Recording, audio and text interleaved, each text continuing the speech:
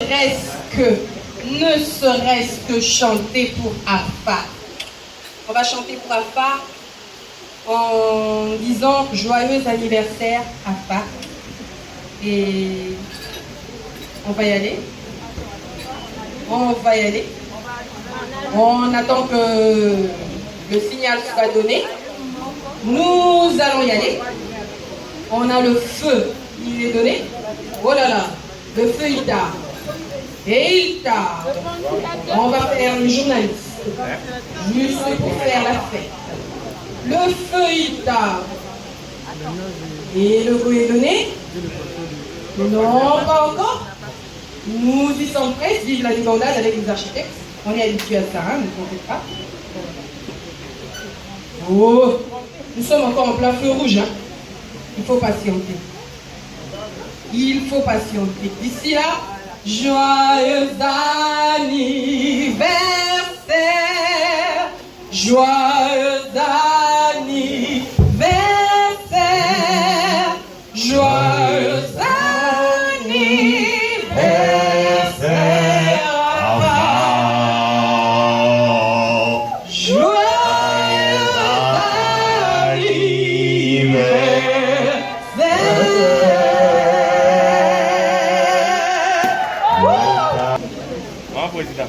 Mesdames et messieurs, votre attention s'il vous plaît.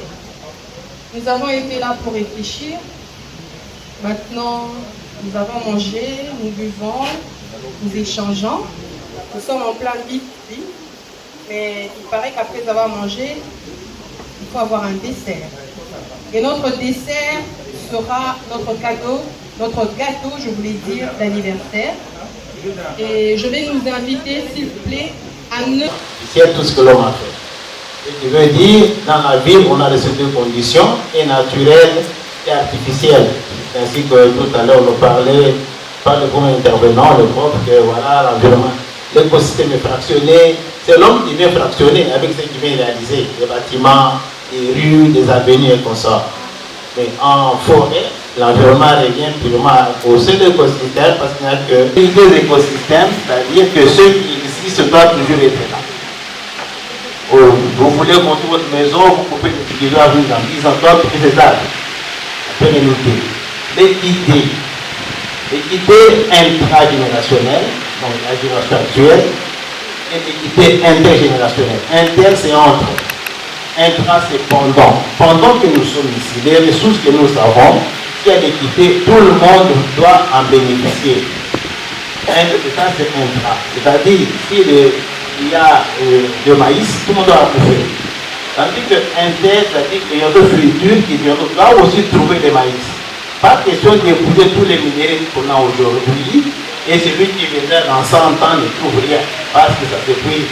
Et les mines d'or, les mines de cuivre, pour nous sommes contre l'épuisement des ressources et nous sommes pour la substitution d'autres principes.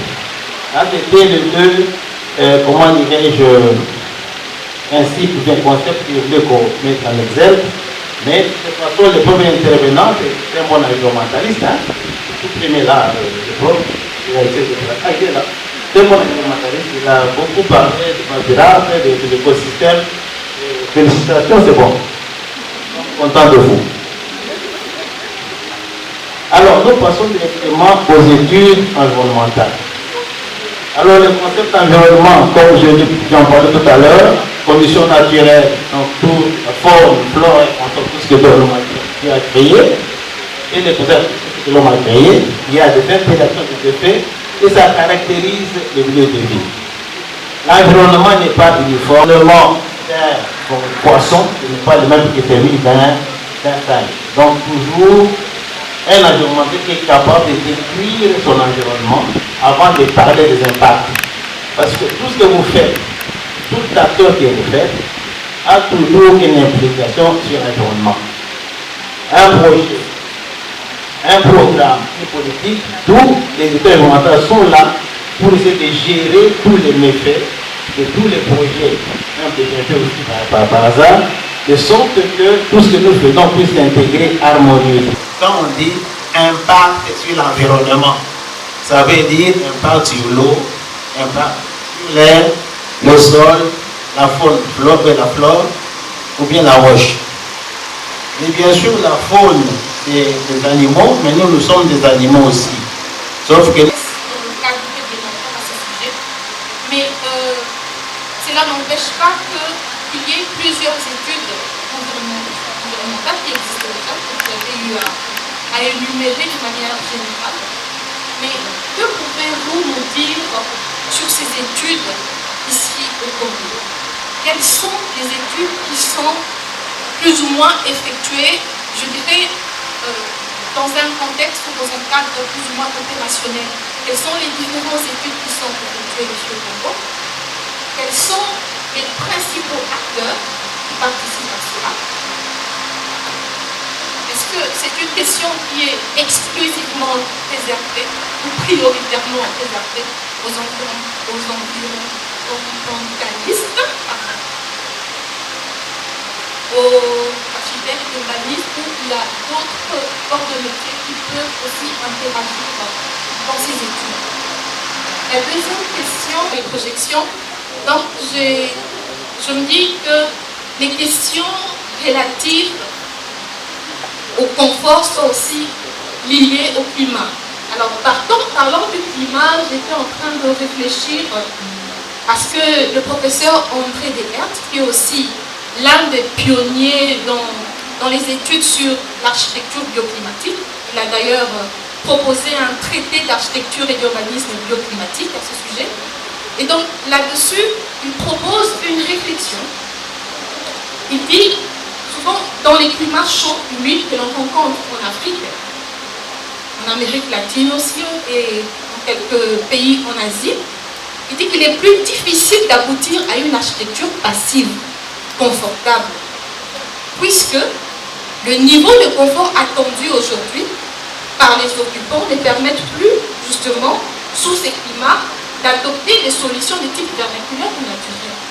Par rapport à cette position et par rapport avec ce que vous avez présenté surtout vers la fin, les différents dispositifs pour lutter contre les ensoleillements et tout cela, donc, qu'est-ce que vous pouvez nous dire quant à l'exécution, enfin, disons, à la réalisation des œuvres architecturales qui soient plus ou moins, qui soient passives et confortables, selon les réflexions que lui, il a eu à aborder en ce sens. Oui, 1997, oui, j'ai eu la maîtrise dans l'environnement, l'été, si vous voulez, à l'étranger. Donc, depuis lors, je suis là. Quand les études d'alimentation ont commencé, moi, je les connaissais avant même le Congo. Donc, je suis le pionnier. Avec ça, j'ai eu à faire beaucoup d'études environnementales moi-même. Et au départ, il y avait d'abord en 2002, ce sont les miniers qui avaient fait des côtes miniers. C'est chez eux que les études ont commencé. L'État, disons, le ministère lui a commencé pratiquement en 2006, effectivement. 2002, c'était fini. Alors, parmi les études qu'on a eu à réaliser, ou que moi j'ai réalisé, je peux parler du port de Matadi, du nouveau port de Matadi, qu'on appelle musulman port de l'État, parce que pour d'autres gens. Et nous avons participé aussi à, je sais pas, des ouvrages, notamment à des barrages qu'on devait faire. Nous venons de faire l'impact pour eux. Les Libanais ont fait aussi un bâtiment de 6 étages quelque part. On a eu à faire l'impact. Donc ça commence à s'élever même pour les particuliers qui sont. Mais quand tu suis même ces gens qui font études d'Afrique, à la fin de fin, ils ont emprunté l'argent chez. C'est quoi? Il y a la Banque mondiale et l'autre, IFC, c'est qui finance, c'est quoi là. Donc, ils ont des exigences bien de là. Donc voilà, on a réalisé beaucoup d'activités environnementales. Mais non, ils vont participer. L'environnementaliste n'est pas le maître qui connaît tout. Lorsque je vais faire une étude d'impact, comme celle-là des discuteurs Afrique, deux bâtiments, 2 étages, je cherche un constructeur, un architecte ou un constructeur, c'est lui qui va me dire qu'est-ce qu'on fera. c'est à lui que moi je poserai des questions. Lorsqu'il me répond, moi je vois les impacts et je propose des solutions. Et les solutions, je les soumets à lui. Donc, lorsqu'on fait un projet industriel, mettons, implantation d'une usine de production d'huile de palme ou de quoi, et chez l'agronome, la partie chimique, donc l'étude de palme environnementale, c'est fait dans une équipe. Qui se fait au préalable. Est-ce que cette étude englobe toutes les autres études spécifiques d'autres ouvrages, ou bien il faudra à chaque ouvrage une étude environnementale? C'est pour dire que si cela est le cas, je crois que la première étude risque, elle est une étude complète, ou c'est juste une étude préliminaire. C'est un peu ça. Merci. L'échange dans les pays. Et ma question s'adresse au professeur Chitala. Vous avez tantôt parlé de l'impact sur l'étude de l'environnement et tout. J'ai une inquiétude en ce qui concerne la prolifération de stations-service actuellement à Kinshasa. Et j'aimerais savoir, est-ce que vous êtes associé lors de ces implantations-là? Si oui, est-ce que l'impact eu égard à la santé ou à la vie humaine n'est pas négatif? Puisque vous avez dit tantôt, à l'entente de votre intervention, que c'était l'homme qui était au centre de tout. Et deuxièmement, par rapport à cette multitude de stations qui ont fait entretenir et qui constituent un peu aussi un danger, qu'est-ce que vous proposez au gouvernement congolais en termes d'un plan afin de voir comment essayer de mieux encadrer la question? Il y a une troisième question. Bon, quand même, ceci. Je le vois implanté un peu. Je ne sais pas s'ils font les études. Mais un gène, si vous voulez, lui, il fait les études environnementales et sociales. Les autres là, je ne sais pas. Mais tant mieux, je vais me renseigner quand même à l'agence congolaise pour savoir est-ce que ces gens-là ont fait des études. Ils sont tellement mal placés. Tu le vois au coin d'Avenue Kassai, l'autre c'est au coin ici, donc c'est compliqué. Mais pour un jeune, il fait des études environnementales. Et ici, et à l'intérieur, parmi les bureaux qu'il utilise, mon bureau aussi est utilisé. Pour les autres là, je ne sais pas. Donc ça, je pense qu'il est sérieux, il fait des études. Mais les autres, je ne peux pas y comprendre. Maintenant, lorsqu'on a vu qu'ils ont mal placé dans la station, il y a ces gens qu'on appelle la direction d'inspection du ministère de l'Environnement. Certainement, ils sont passés par là. Mais quel rapport ont-ils fait? Ce sont des gens qui ont étudié, ils sont professeurs environnementalistes, des juristes qui travaillent là-bas. Il y a quelque chose qui cloche. Donc, peut-être les plaidoyers doivent continuer pour qu'on enlève ces stations qui sont mal placées. Indien, lui, nous connaissons qu'il respecte. Entrons maintenant à la cité. C'est un problème sérieux. On ne peut pas faire l'étude d'impact de toute une cité. Là, on peut appeler ça un cadre de gestion environnementale et sociale. Et on dit quand on fera, comment dirais-je, les travaux ici, voici à quoi s'en tenir. Le cadre est grand, il est général, l'étude d'impact est spécifique. Alors, quand on va commencer à faire maintenant dans les maisons, première maison, on fait l'étude d'impact pour cela. Mais, si la proximité est tellement proche, je ne sais pas si vous pouvez se dire là, si les maisons là sont tellement proches, c'est-à-dire c'est le même environnement, on peut accepter qu'on fasse pour ça. Mais voilà une maison dans ton même quartier là-bas, avenue numéro 10 et avenue numéro 15. Donc, ce n'est pas les mêmes caractéristiques. Ainsi qu'on demande de faire pour chaque chose, pour chaque ouvrage, son étude. Mais quand ils sont vraiment proches, là, c'est le même. C'est comme, c'est clair, c'est la proximité parce que ce n'est pas le même environnement. Voilà. C'est la subjectivité entre là-bas, bien sûr, hein, mais c'est à nous d'apprécier. À l'État d'apprécier parce que l'État fait le TDR. L'État a fait le TDR et c'est lui qui apprécie. Mais quand tu as donné. Merci beaucoup. Merci beaucoup, professeur. Oui.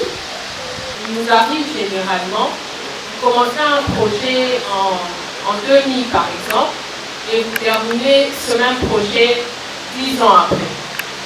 Alors, quand au début déjà vous faites les études d'impact environnemental, est-ce que ces études-là restent valables pendant les 10 ans? Ou bien chaque fois qu'on revient sur le projet, il faut actualiser? Est-ce qu'il y a un délai pour que les études restent valables? Ça, c'est la première question. La deuxième question est de savoir, est-ce que si pour un projet quelconque, on effectue les études d'impact environnemental, est-ce que le fait d'effectuer ces études-là, cela donne déjà un crédit à ce projet? Donc le projet est d'office sain parce qu'on a effectué les études environnementales. Voilà, c'est ça. Ce sont des questions très pertinentes que moi-même, là, j'ai discuté avec les gens de l'agence. Je ne suis pas d'accord avec les discussions qui ont pris en 2014. Mettons dans la loi minière, pour une mine, 5 ans après le code minier t'oblige d'actualiser ton étude. Donc théoriquement, quand l'étude a trop duré, on doit l'actualiser. Maintenant, quand j'ai fait le ministère de l'Environnement préfère lui commencer à venir contrôler. Quand il fait ce qu'on appelle l'audit, il vient auditer, il donne des recommandations. Mais si trop de choses ont changé, il te demande de faire une autre étude. L'étude qu'on appelle plan de mise en conformité. Donc, tu dois te conformer. Mais les mises sont automatiques. 5 ans après, et le décret minier est encore plus clair. Chaque 2 ans, audit. L'environnement, l'audit, c'est les clients qui payent. Ils vont souvent là. Et quand ils trouvent que c'est mauvais, que tu as trop abîmé, allez, ils te disent, tu fais un plan de conformité. Les plans de conformité, comme une étude d'impact ici. Voilà comment ça se passe. Mais moi, je n'ai compris que l'environnement, aussi fasse comme les livres. Donc, l'étude est valable, mais ça a des 1500 ans. Côté environnement, quand ils viendront voir, je le vois, ils viendront voir, et c'est dans le travail, même à la province. Donc, vous allez le faire. La Banque mondiale elle-même aussi, on a actualisé, après 5 ans, on actualise. Bon, on n'actualise pas tout, mais si on n'a rien fait, on actualise. Donc, je crois qu'il y a beaucoup d'études. Maintenant, c'est pour l'étude contre l'aliment qui a commencé en 1930. Les études d'impact sont obligatoires depuis 2011. Est-ce qu'il est tenu à faire l'étude d'impact? Oui. Il va faire aussi des plans de conformité environnementale. Donc, toutes les entreprises, même Unibra, Bralima, tout le monde devait commencer avant que l'étude commence. Il a réalisé ce qu'on appelle le plan de mise en conformité avec l'État social. Et là aussi, une étude environnementale qu'on peut suivre. Qui doit entre nos mains, qui, d'une certaine façon, travaille en connivence. Nous comprenons qu'avec votre exposé, qu'il nous faut des études d'environnement en amont comme en aval, d'une certaine façon. La question que je me pose, ou que je vais vous poser, est la suivante. Pourquoi, lorsque nous allons pour l'octroi des autorisations de bâtir, le ministère de l'Environnement ou bien l'Agence nationale, je ne sais pas trop comment ça fonctionne, pourquoi n'y a-t-il pas une connivence de travail pour que dans le dossier de l'autorisation de bâtir, que l'on conditionne qu'il faudrait passer par des études environnementales pour le projet, s'il est validé, c'est bon. On passe ensuite à toutes les enquêtes que les autorisations de bâtir nous demandent, si je peux le dire. Pourquoi on ne fait pas ça pour que, enfin, lorsque nous octroyons une autorisation de bâtir, nous savons du coup que toutes les autorisations ont été données. Il n'y aura pas à faire des enquêtes supplémentaires et qu'on ait l'impression que tel ministère ou tel autre ne travaille pas ensemble et ça rend les choses ambiguës, que ce soit pour les clients ou pour nous les professionnels dans le métier. Merci. La question est pertinente, Madame la modératrice. Et quand quoi on ne sait pas les cadavres, c'est mieux à ce moment-là que l'aspect alimentaire soit déjà pris en compte même si on développera plus tard, puisque la vie vous dit que ne faites pas ici, sur le plan environnemental. Donc c'est mieux que ça soit fait comme tu le veux, c'est mon souhait. Mais nous allons essayer de parler, mais à qui dirons-nous? Moi, peut-être que dire au ministre, ou quoi, mais c'est pas que ça les concerne. Ça sera dans la vie et son business. Donc je crois que c'est très très important, c'est une recommandation. On va demander à ce que déjà en amont, avant même qu'on aille sur le terrain, déjà on peut déjà disqualifier beaucoup de terrains qui sont un problème environnemental.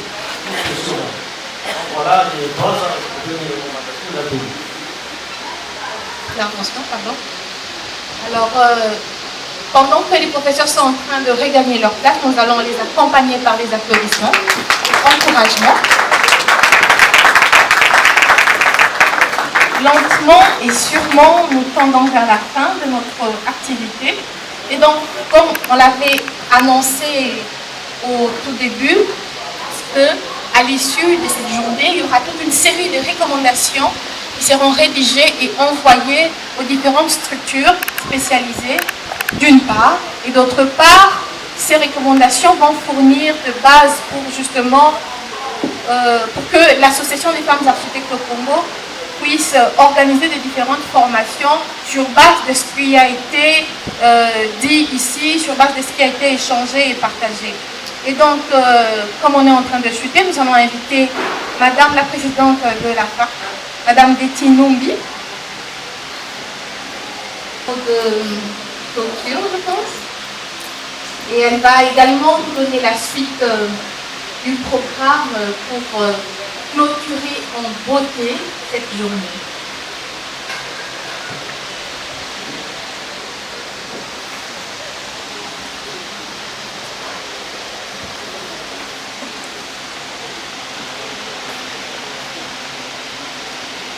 Excellence, qui était bien représentée. Chers professeurs,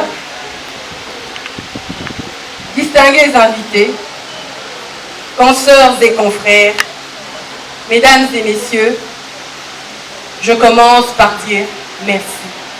Chers panélistes, chères maîtresses et maîtres de cérémonie, merci. À vous tous, journalistes, tous ceux et celles qui ont contribué à ce beau panel, à cette belle journée de réflexion, AFAR dit merci. Nous voici arrivés au terme de cette journée, ô combien mémorable, pour commémorer la majorité, le 18e anniversaire de l'Association des femmes architectes du Congo, en sigle AFAR.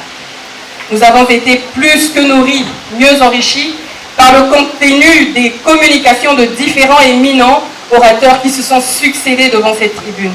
Beaucoup a été dit, mais tout n'a pas été dit. De cette moisson d'informations et d'idées, que faut-il retenir? Car il nous faut bien repartir avec un message clair et fort. De toutes ces présentations, questions et réponses, nous pouvons à coup sûr retenir les points suivants. Ce que les anglophones appellent « take-home message », ce que nous allons emmener à la maison. Premier point, l'architecture est une discipline vitale dans la survie des peuples. Deuxième, l'aménagement du territoire doit être organisé et planifié selon les règles bien codifiées. Troisième chose, nous devons changer de paradigme en appliquant les principes de l'architecture à notre environnement. Quatrième et dernière chose, pour lier la parole à l'acte, nous allons organiser des séminaires et concours axés sur la création et l'innovation afin de produire des structures adaptées à notre écosystème et notre environnement. Et ceci se fera en connivence. Il n'y a pas que les architectes, il y a les ingénieurs, il y a les économistes, il y a les juristes, il y a tout le monde, il y a tout le Congo. Ceci est essentiel à retenir en cette journée de réflexion où nous fêtons notre anniversaire. Je vous remercie au nom de l'Association des femmes architectes du Congo d'avoir disposé de votre temps pour participer à ces échanges et qui vont dorénavant être un élément catalyseur pour notre association et de notre association. Bonne route vers vos destinations respectives. Mais seulement avant de partir, il nous faut partager un gâteau, c'est un anniversaire, je rappelle. Alors, en partant, on va partager un repas. En partant, on va partager le 18e gâteau d'Afar. Merci beaucoup.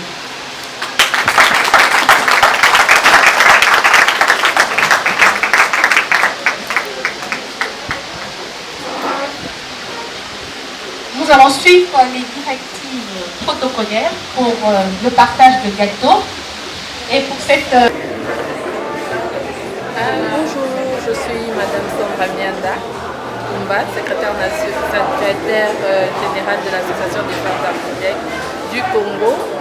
Donc aujourd'hui, on a fêté les 18 ans d'âge de l'Association des femmes architectes du Congo.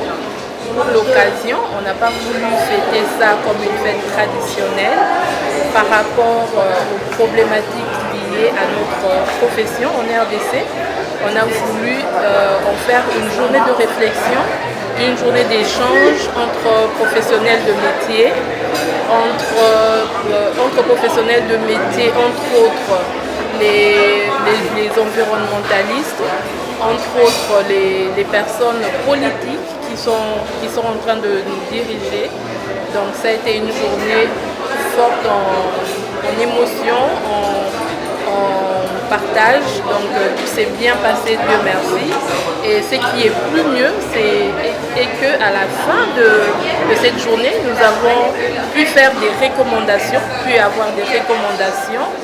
que nous pouvons apporter aux décideurs pour que l'anarchie, les problèmes liés à la pollution, les problèmes liés à la construction en général en RDC puissent quand même avoir, pour qu'on puisse au moins avoir des pistes de solution, de voies de sortie, et que nous puissions respecter certaines normes internationaux et que l'architecture puisse être valorisée tout simplement. Donc voilà.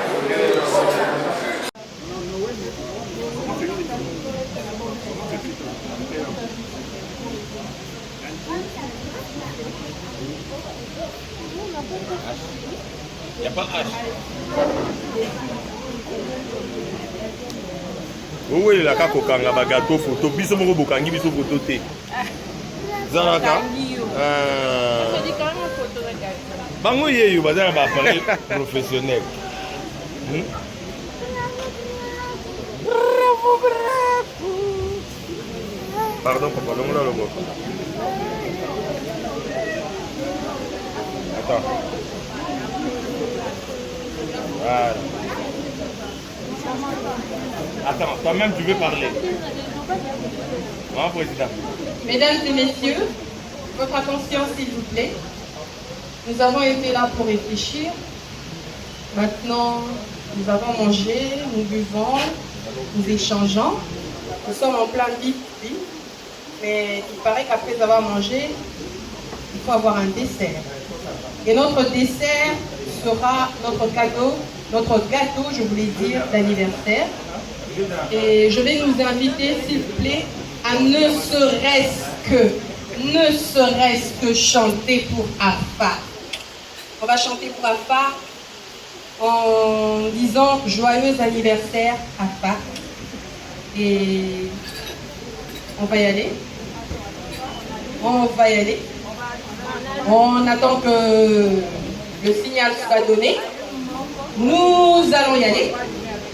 On a le feu, il est donné. Oh là là, le feu il tarde. Et il tarde. On va faire le journaliste. Juste pour faire la fête. Le feu il tarde. Et le feu est donné. Non, pas encore. Nous y sommes prêts, vive la débandade avec les architectes. On est habitué à ça, hein, ne comptez pas. Oh, nous sommes encore en plein feu rouge. Hein. Il faut patienter. Il faut patienter. D'ici là, joyeux anniversaire. Joyeux anniversaire. Joyeux anniversaire.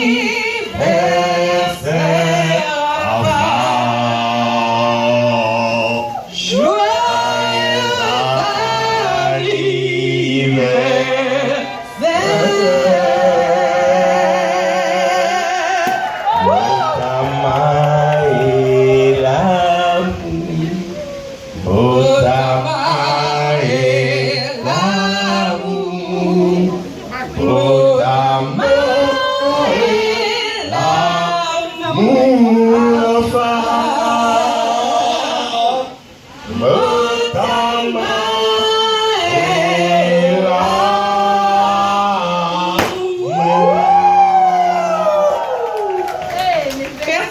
Merci. Bon dessert à tous.